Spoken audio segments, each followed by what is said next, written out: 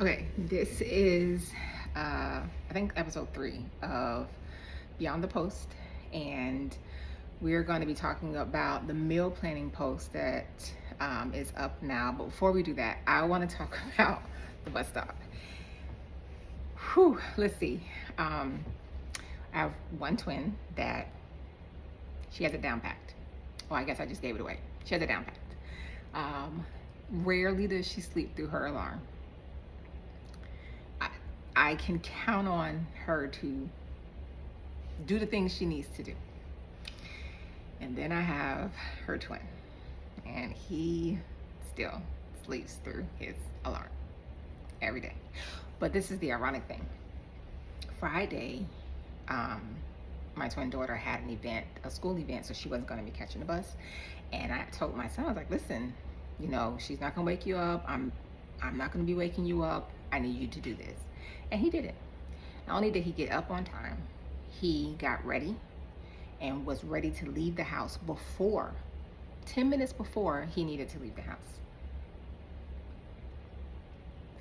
I have no words. I'm happy, I'm proud, but I have no words. Like, I need this done daily. Like, and you can do it.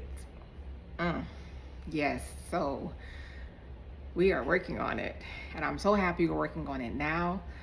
Granted, the summer's gonna come, they're gonna get all discombobulated and get out of their routine, but muscle memory will be there, and when school starts, they'll know this is what we do in the morning, and I will have morning time to probably study or sleep because I was up late studying. Nonetheless, meal prep. I think of all the things that I'm doing this summer to prep for going to law school, this is the one that I am most excited about. Two things about me: I love to cook, I love to read cookbooks, watch cooking shows, all things cooking, and I love to plan. And meal prep allows me to do both of those, so I'm excited about this one. Although I've never done it to this extreme. So is it aggressive? Probably. But I'm really excited. I think it's possible.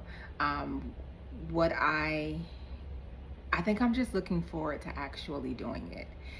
And I feel like creatively I will probably add more to that list that's already there, but everything on there feels doable. I'm gonna do it in sections. So like I'll do breakfast one week and I just focus on prepping all the items on the breakfast list. And for those, like I have like breakfast burritos, like grab and go. I think I only put like 20 or 30 on there. That probably would get us through a month. So I could make more, but I think the only thing that's going to be restricting me is where am I storing all this. So I have a refrigerator in the house, a deep freezer in the garage, and another refrigerator freezer in the garage. So I have two freezers in the garage that I plan to use to store all of this prep. So I have to be really strategic about everything that I'm doing because I need it to fit, because I wouldn't want to do all this prep and then I have nowhere for it to go, although my son would eat it, so it wouldn't go to waste. And then I'm thinking about using the refrigerator in the house for the current grocery shopping throughout the summer and only storing it in there so that I can reserve the deep freezer and the freezer in the garage to stock everything. So I'm really looking forward to that. I needed to be able to build the list first, so I knew in my mind, like it's like a roadmap for me. Like, okay, this is what the end goal is. First, let's identify it, and then let's find a pathway to it. Now, the pathway to it is, like I said, where is it going to get stored? And that then means my garage.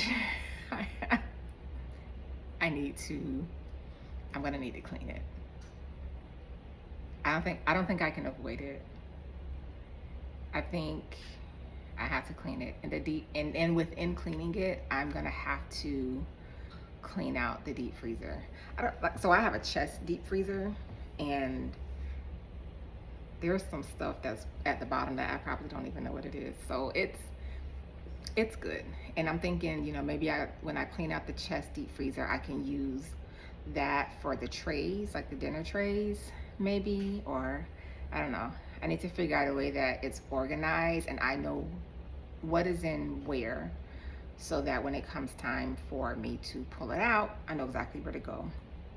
And then the next one that I'm going to write that I'm really excited about, because you know, crazy things excite me, is making a meal plan, like an actual calendar. So what I have done, is I'll make a calendar of what we're having for dinner every night for the month. And my kids always ask, like, what's for dinner? What are you cooking? And my response is always food, because it is, and it doesn't matter. You're gonna have to eat it anyway. It's not nasty, but whatever, it's food. So anyway, on the calendar, they can just kind of go and see. But it also just helps me, as a quick glance, what's the plan. So what I'm gonna do, like the next step, now that I've identified everything that I'm gonna cook, is to make 3 months, a calendar for 3 months, so 3 calendars, and I will put breakfast, dinner, and usually probably lunch for me, because the kids eat at school. And I'm thinking I might highlight the days that I'm going to be pulling from the stock. So like if one week, for dinner, we're making tacos. Like the first half of the week, we're having tacos. So it'll probably be like regular tacos. Then we'll take the leftovers and make burritos. And then leftovers after that, we'll make like a taco salad or something like that. But there's nothing for me to really do every day.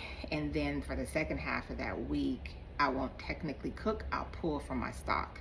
And maybe I'll pull lasagna out. And then we'll have lasagna for the next 3 days. So I'm thinking that that's how it's going to go.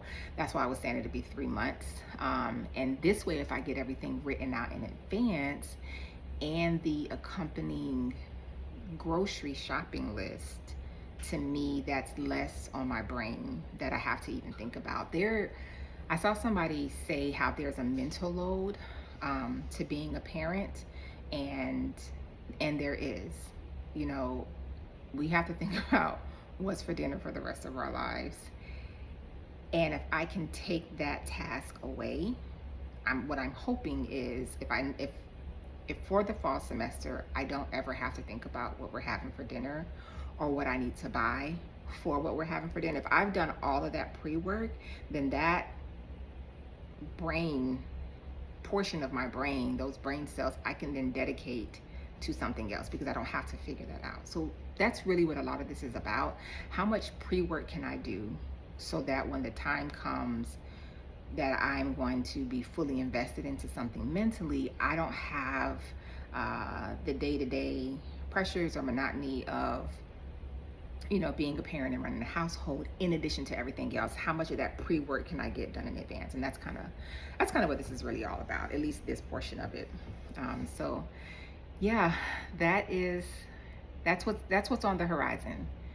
Addressing the garage, cleaning out the refrigerator and deep freezer, and then cooking.